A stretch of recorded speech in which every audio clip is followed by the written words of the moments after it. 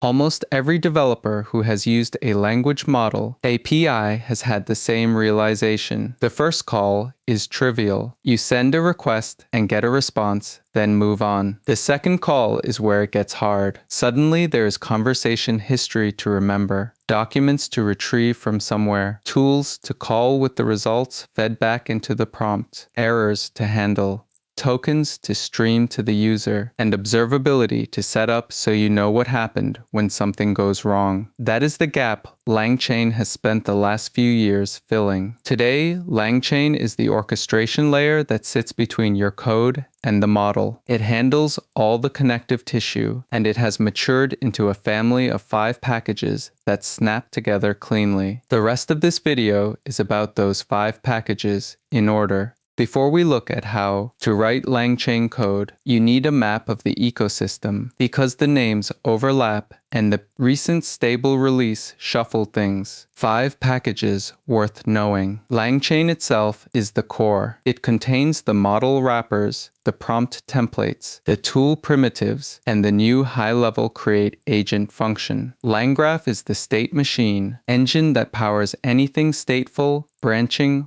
or long-running. LangSmith is the observability platform with tracing, dataset, and evaluators. LangServe used to be how you deployed a chain as an HTTP API, but it is now in maintenance mode. And the official path is the LangGraph platform. The 5th piece is the family of provider integration packages like LangChain OpenAI and LangChain Anthropic, which were split out of the core so you only install what you need. Install command on screen. That is your starting line. The first time you read modern LangChain code, you will see the pipe operator everywhere. That is LCEL, the LangChain expression language. The idea is simple. Anything in LangChain that does work, whether it is a prompt template, a model call, a parser, or a plain function, implements a common interface called Runnable, and any 2 runnables can be composed by piping them together with the same vertical bar that Unix uses. So a typical chain reads as prompt pipe model pipe parser. Why bother? Because the moment you wrap your code in a runnable, you get 4 things you would otherwise have to write yourself. Synchronous invoke, asynchronous invoke, batched invoke. You also get automatic tracing through LangSmith. The pipe is what makes the whole framework feel coherent, and it is also why a lot of older LangChain code with its specialized chain classes is now considered legacy.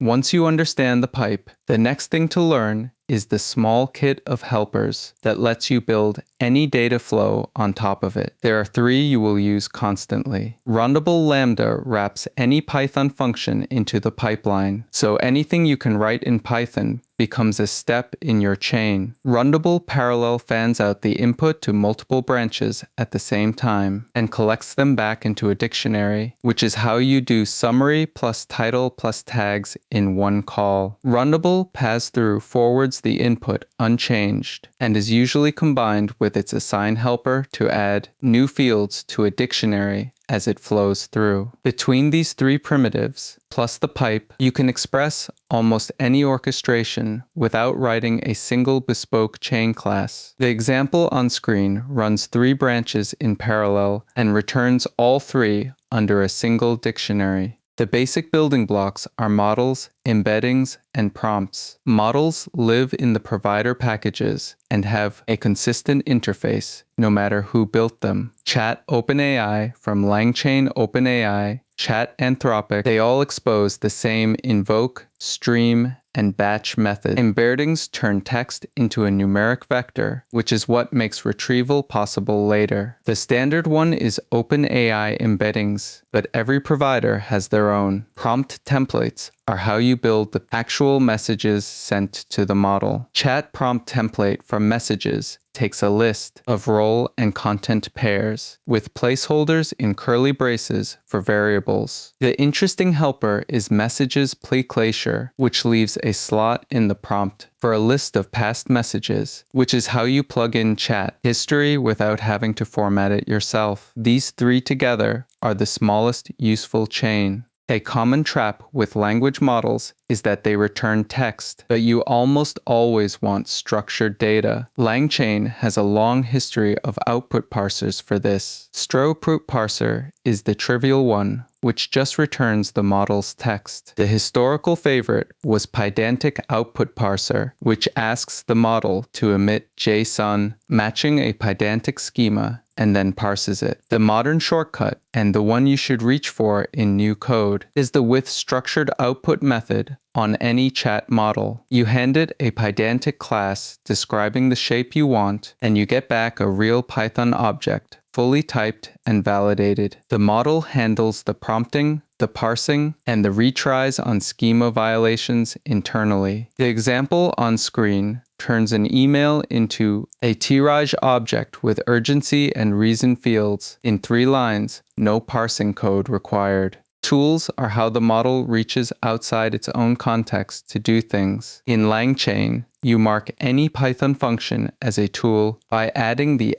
@tool decorator above it. The decorator reads the function's signature and docstring and uses them to build a JSON schema that the model will see. Then you call model.bindTools and pass a list of those tools, and the model can now decide when to call them and what arguments to pass. Tool calls come back as structured tool call objects with the name of the tool and the arguments, and your code dispatches them. This is the same primitive that every modern agent in LangChain stands on, and it is also what Create Agent uses internally. If you understand the @tool decorator and bind tools, you understand half of LangChain. Before you can search over a corpus of documents, you have to ingest them. LangChain has dozens of document loaders for this, one per source. PyPDF loader for PDFs, web-based loader for web page, unstructured file loader for almost anything else, plus loaders for Google Drive, Slack, GitHub, and most major SaaS. The loader returns a list of document objects, each with text and metadata. The next step is splitting those documents into chunks, small enough that an embedding model can handle them. The workhorse splitter is recursive character text splitter, which tries to break on paragraphs, then sentences, then character until each chunk is under your size limit. The 2 knobs that actually matter are chunk size and chunk overlap. Smaller chunks mean more precise retrieval, but more rows in your vector store. Overlap helps avoid losing context at chunk boundaries. Start with 1,000 and 150. Once you have chunks, you push their embeddings into a vector store. The vector store holds 3 things: the embedding vector itself, the original chunk text, and any metadata you attached, like the source file name or page number. There are many backends: Chroma for local prototyping, pgvector when you already have Postgres, Pinecone or Weaviate for managed scale, FAAIS when you need a portable in-process index. They all expose the same interface, so you can swap one for 2, another with a single line change. The piece that does the actual searching is the retriever, which you get by calling as retriever on any vector store. The retriever has its own family of decorators that boost recall. Multi-query retriever rephrases the question multiple ways. Contextual compression retriever filters out irrelevant chunks. Ensemble retriever combines vector search with classic keyword search. Pick the simplest one that works. Now we can put it all together. RAG, Retrieval Augmented Generation, is the single most asked about pattern in LangChain interviews, and it is also the pattern that most production systems start from. The full assembly is loader to chunks, chunks to embeddings, embeddings into a vector store, store wrapped as a retriever, retriever results plugged into a prompt that says answer using only the following context, then the model, then a parser. In LCEL, the whole thing is a few lines. The example on screen uses a parallel runnable to send the retrieved context and the original question into the prompt as separate variables, then pipes through the model, then through a string output parser. That is a working RAG system. Everything else, re-ranking, query rewriting, evaluate, multi-step retrieval, is a refinement of these 5 steps.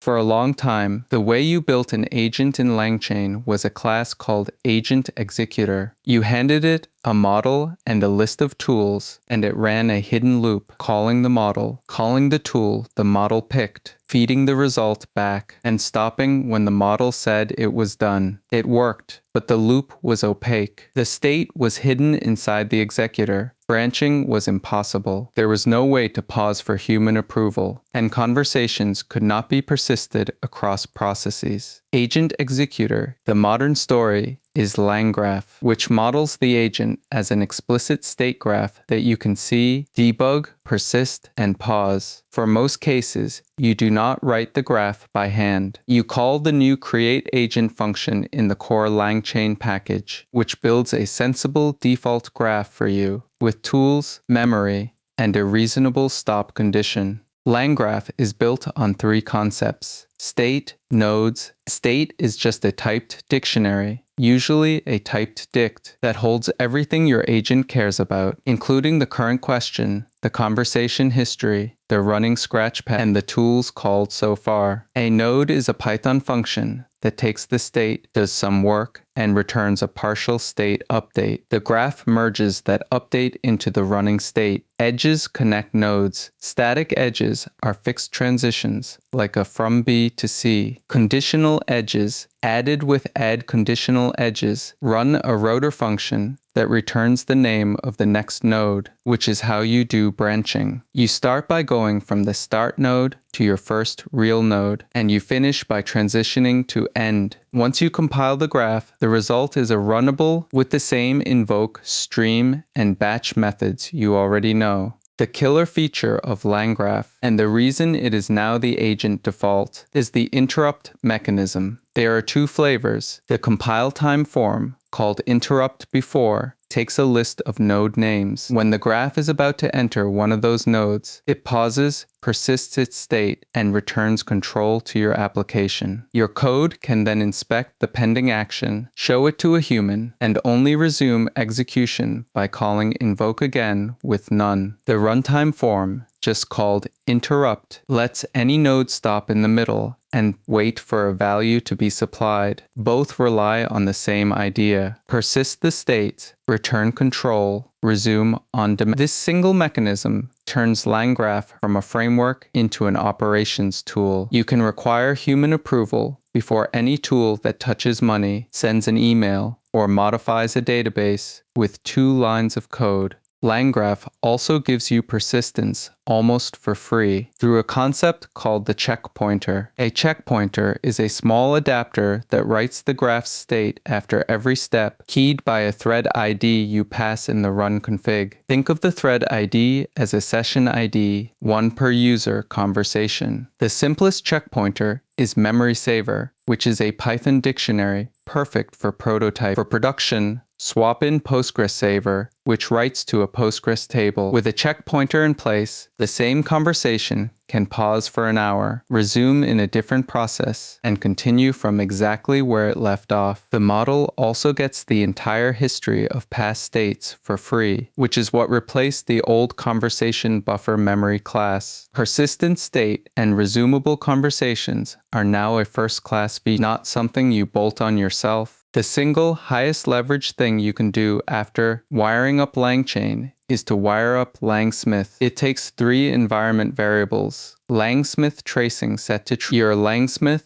API key and a LangSmith project name. After that, every Runnable, every LCEL chain, and every LangGraph node automatically traces to the LangSmith dashboard with no code changes. You see the full call tree per run, the latency at every step, the token cost, the inputs and outputs of every model call, and any errors. From there, you get datasets for capturing real production examples, evaluators for grading runs against expected outputs, and a prompt hub for versioning the prompts you use across the team. The free developer tier is enough to feel the value. If you build anything in LangChain and skip this, you will spend twice as long debugging A historical detail worth getting right because it confuses many newcomers is what happened to LangServe. LangServe was, until recently, the official way to deploy a LangChain chain as an HTTP API with a few lines of fast API scaffolding. Today, LangServe is in maintenance mode. The repo accepts bug fixes, but not new features, and the LangChain team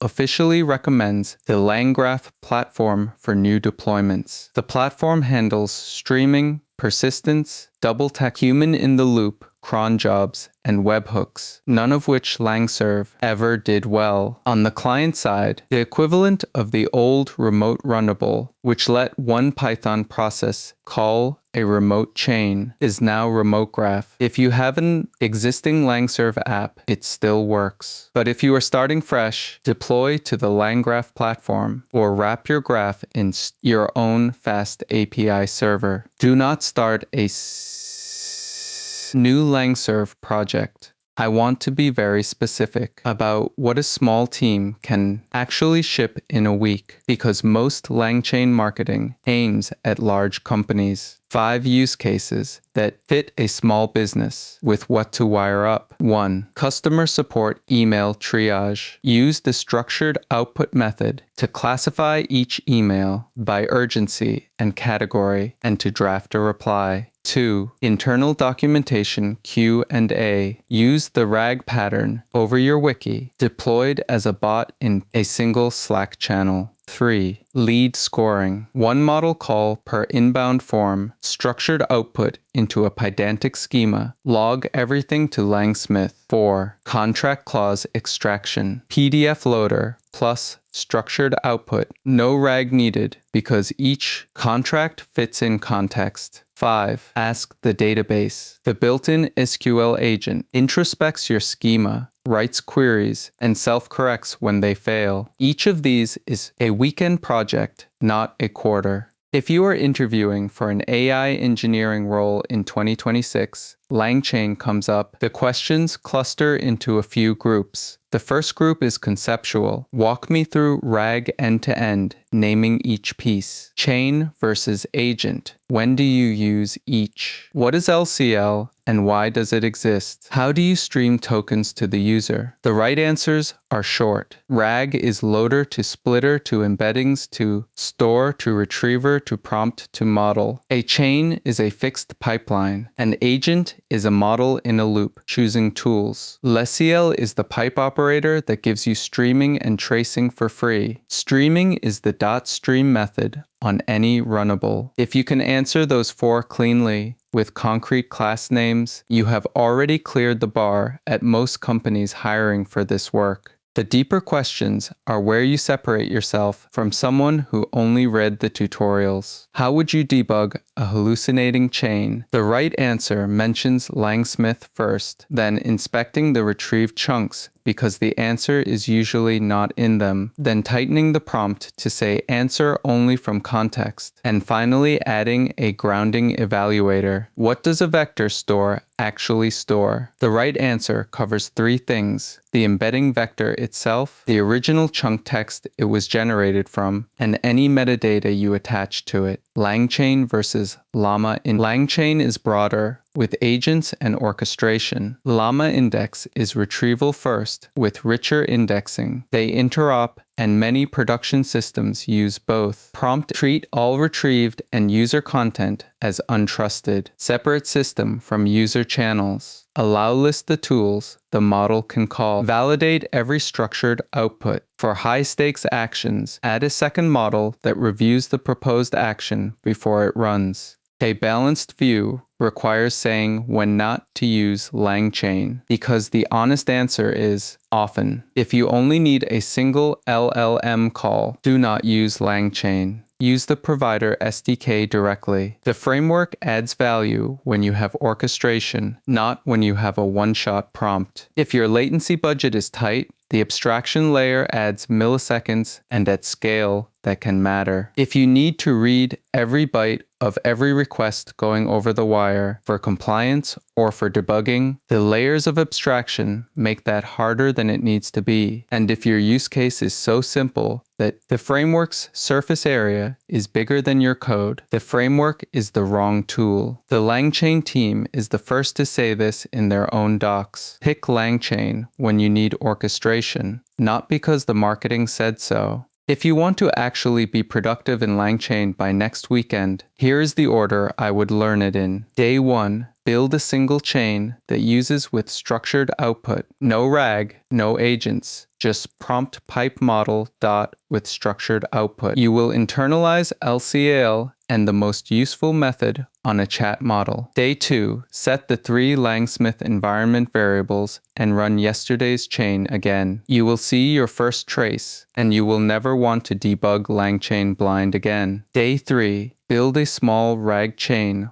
over a folder of your own PDFs. Use Chroma for the vector store. Day 4, build an agent with 2 real tools using create agent. Day 5, take that same agent, throw it away, and rebuild it as a handwritten LangGraph state machine. By the end of day 5, you understand the whole stack. If you remember nothing else from this video, carry these 5 ideas forward. First, LCEL and the pipe operator are now the heart of the framework. Almost everything else is built on the Runnable interface. Second, the 2 API surfaces you will use most are with structured output for getting JSON-like data back, and the @tool decorator for letting the model call your code. Third, LangGraph has replaced the old AgentExecutor, and the checkpointer makes resumable conversations a first-class feature. Fourth, LangSmith is 3 environment variables, and it is the highest leverage thing you can add to any LangChain project. And fifth, LangChain is an orchestration framework. If you only need to make a single LLM call, use the provider SDK directly. If you need to